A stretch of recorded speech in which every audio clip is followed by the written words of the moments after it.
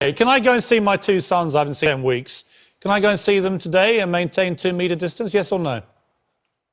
As far as I would be concerned, I do not speak for the government. As long as you maintain social distancing in what you do, okay, that will not allow the problem, Andrew Brigden. You see, what you've just said is completely against the new rules, as stated. So there you are, a Conservative member of Parliament who thinks you know exactly what Boris Johnson has been saying, and yet you've just told me to do something I'm not allowed to do.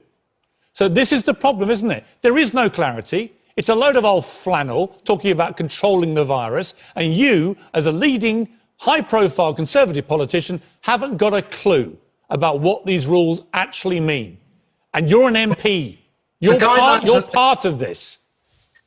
Piers, I did hear your diatribe against the Prime Minister earlier on. What you've got to remember... When you say diatribe, let me explain what my diatribe is. We have, according to the government's own graphs, and you can spin them any way you like, the second worst death toll in the world, and that's just the deaths that we're declaring at 31,000. The real figure, according to any detailed analysis of the ONS figures, is over 55,000 people. It's an absolute national disgrace when you compare it to almost any other country in the world. We've had no testing. Our Deputy Chief Medical Officer said we didn't need testing, it wasn't appropriate, so we stopped doing it, which was a total scandal. We've had no PPE for the NHS frontline workers and care home workers, which is why over 200 of them have died. It's an absolute national disgrace. And when you come on and say, I heard your diatribe against Boris Johnson, the diatribe is because so many people have died, and so many people are continuing to die.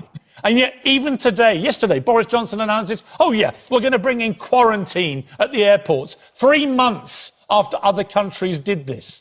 3 months after countries like China and South Korea did this. After 6 weeks after New Zealand and Australia did it. Why are we not doing it before? Why have we decided that our experts seem to know so much more than everybody else's that we can plough our own little lonely furrow? And then we end up on your graphs, your government graphs, with the second worst death toll in the world. So don't tell me that I'm launching a diatribe against Boris Johnson. I'm holding Boris Johnson to account. I'm holding Boris Johnson to account for a shambles, an absolute shambles from start to finish. That's what I'm doing. I'm sure there's going to be a full inquiry into everything every government around the world has done to deal with this unprecedented global pandemic. But now's not the time for that. Now is the time for dealing with the issues. That's what the Prime Minister... Actually, now is the time, Andrew Brigden, because we're still relying on the same experts. The government still passes the buck in every single time they speak. They keep saying, we're following the expert advice.